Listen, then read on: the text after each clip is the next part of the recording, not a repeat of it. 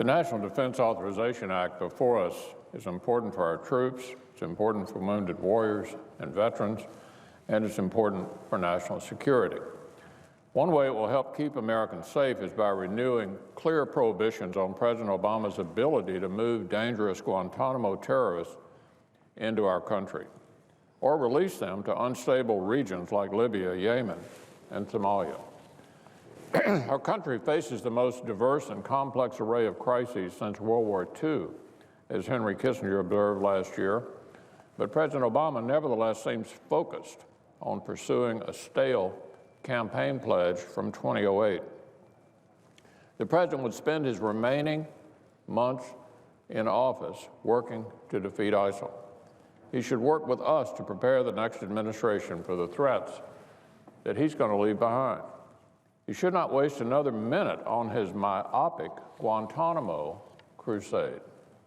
Just about every detainee that could feasibly be released from the secure detention facility has already been released. Some have already returned to the fight, just as we feared. Some have even taken more innocent American life, according to the Obama administration. But the bottom line is this: the hardcore terrorists who do remain are among the worst of the worst, the worst of the worst. Here's how President Obama's own Secretary of Defense put it: there are people in Gitmo who are so dangerous that we cannot transfer them to the custody of another government, no matter how much we trust that government. I can't assure the president that it would be safe to do that. There's Khalid Sheikh Mohammed, the mastermind behind 9/11. He has declared himself the enemy of the United States. There's the 9/11 coordinator who was planning even more strikes when he was captured. And there's bin Laden's former bodyguard, a terrorist who helped with the bombing of the USS Cole and trained to be a suicide hijacker for what was to be the Southeast Asia portion of the 9/11 attacks. These terrorists are among the worst of the worst. They belong at a secure detention facility, not in facilities here in our own communities, not in unstable countries where they're liable to rejoin the fight and to take even more innocent life. And have no doubt there are detainees who would almost certainly rejoin terrorist organizations if given that opportunity. Here's what the Office of the Director of National Intelligence found in a report just this year.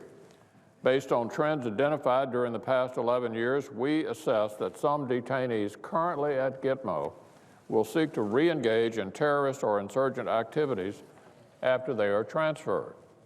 So look, the next commander-in-chief, whether Democrat or Republican, will assume office confronting a complex and varied array of threats. That's why we must use the remaining months of the Obama administration as a year of transition to better posture the incoming administration and our country. What we should not be doing is making it even more challenging for the next president to meet these threats. Releasing hardcore terrorists was a bad idea when Obama was campaigning in 2008. It's an even worse idea today.